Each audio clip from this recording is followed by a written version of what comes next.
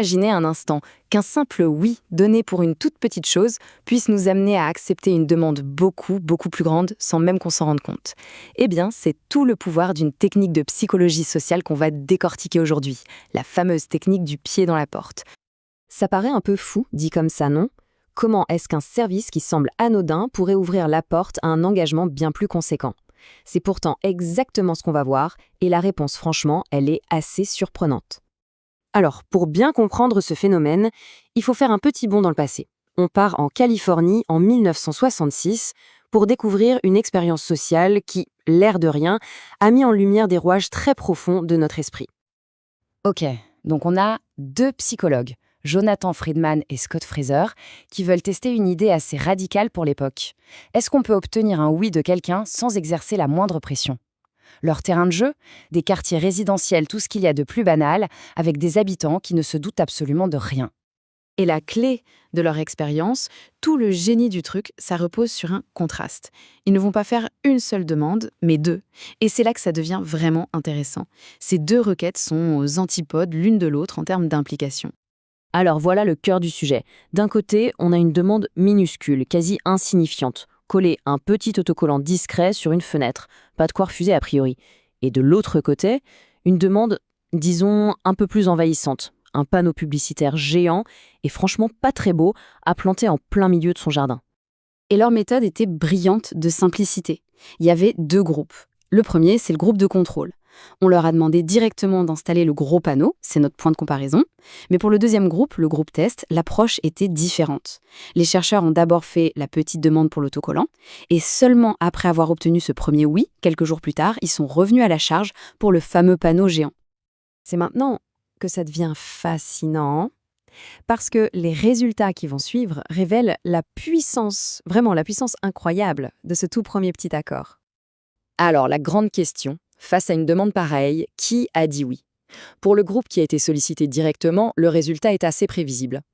Sans surprise, très peu de monde, seulement 17%. Et ça se comprend franchement. Qui aurait envie de défigurer son jardin comme ça? Ce chiffre, 17%, c'est notre base de comparaison. Retenons-le bien. Mais alors, quid du groupe qui avait déjà dit oui pour le petit autocollant quelques jours avant? Est-ce que ce premier petit geste a vraiment pu changer la donne à ce point? Et là, attention, le résultat est juste spectaculaire, 76%. On passe de 17% à 76%. C'est plus de 4 fois plus.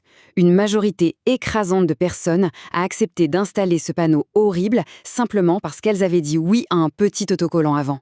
Ce premier accord a tout changé. Ce graphique, il parle de lui-même. L'écart est monumental. On ne parle pas d'une petite différence, non. C'est un véritable gouffre qui sépare les deux groupes. Le premier oui a clairement agi comme un levier psychologique surpuissant. Bon, d'accord. Mais alors, quel est le mécanisme secret derrière tout ça? Pourquoi est-ce qu'un acte aussi anodin a un impact aussi démesuré? Eh bien, la réponse se trouve dans la psychologie de l'engagement et de la perception de soi. Ce que Friedman et Fraser ont mis en évidence, ça porte un nom, c'est la technique du pied dans la porte. L'idée est simple. Une fois que quelqu'un a entrouvert la porte pour une toute petite chose, il devient beaucoup plus difficile pour cette même personne de la refermer quand une demande plus importante se présente. Alors, qu'est-ce qui se passe dans notre tête concrètement? En acceptant la petite faveur, la perception qu'on a de nous-mêmes change, on n'est plus simplement une personne neutre, on devient quelqu'un qui soutient la sécurité routière. Et quand la grosse demande arrive, dire non créerait une sorte de dissonance, une contradiction. Ça irait à l'encontre de cette nouvelle image. C'est ce qu'on appelle le besoin de cohérence. On est un peu programmé pour agir en accord avec nos décisions passées.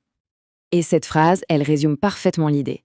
Chaque oui, même le plus petit, n'est jamais un acte isolé. C'est une porte qui s'entrouvre et qui modifie subtilement nos comportements futurs. Évidemment, une fois qu'on a compris le principe, on le voit partout. En marketing, la petite demande, c'est de s'inscrire à une newsletter, la grande, c'est d'acheter le produit. Dans le monde caritatif, c'est d'abord signer une pétition et ensuite faire un don. C'est un outil d'influence qui est utilisé constamment. Du coup, ce qui est vraiment important à retenir, c'est d'être conscient de ce mécanisme. Le simple fait de le comprendre, de le connaître, c'est déjà la première étape pour le reconnaître quand il se présente.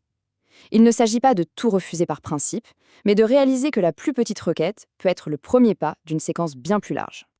Finalement, être conscient de cette technique, ça ne rend pas cynique, ça rend juste plus avisé. La prochaine fois qu'une petite demande, en apparence totalement innocente, se présente, ça vaut peut-être le coup de se poser la question « Tiens, quelle porte est-ce que ceci est en train d'ouvrir ?»